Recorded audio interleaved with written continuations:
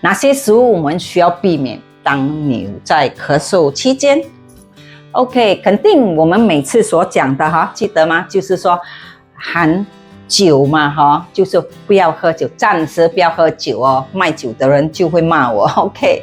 还有就是碳酸饮料 ，OK， 碳酸包括什么？包括大概懂哈是什么哈，不要拿太明显哈。包括可能说你要那些正能量啊等等等，还有油腻的食物啦，还有辛辣的食物要记得哦。包括你的温性的姜啦，你的香茅啦这些啦，或者辣椒酱都有。其实辣椒酱一点点就没有啦，不过不要太多吧 ，OK。然后我们所讲，如果你本身来讲，可能有些人讲啊，我酸奶糕我吃了 no problem 啊，没问题哦。不过你要记得，你咳嗽的时候，你要给他退他的冰，或者退他没有这样寒这样冷的时候，你才吃，这样就 OK。然后蛋，我忘了，刚才我的冰橱有茶叶蛋，有看到我的茶叶蛋的那个小视频吗？其实做茶叶蛋里面添加一些党参啊、西洋参，我跟你讲，你吃的时候比较不会生痰，不是说每个人多数 OK。蛋啊，还有就是乳制品就包括什么？肯定就是牛奶啦，对吧？就暂时可能有些人讲啊，我没办法，我一定要喝牛奶，没有喝牛奶我不行啊。那你牛奶里面可能加一些黄姜粉啦，一些可能那些姜粉啊都 OK。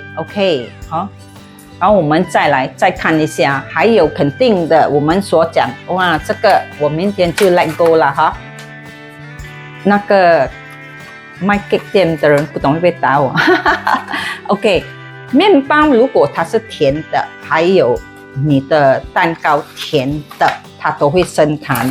不过如果吃一点点来讲是没事的。不过我知道有些人来讲，他们吃很多，特别是你要记得你的糖，然后你家里泡的什么饮料啊，你都要少糖就对了。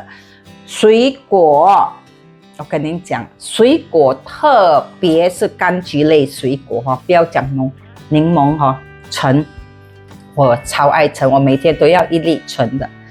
我跟你讲，你那个咳嗽肯定是不会好，因为你这个食管它就有一点痒这样子OK， 然后我们就讲醋方面来讲，你要记得，无论你喝的是醋，或者你的可能说你煮的那些食物啊。特别是什么？我华人最喜欢的是猪脚醋嘛。我跟你讲，你一定渴的然后你会讲，哎呦，我改天不要这是不是？是因为你渴的时候才会。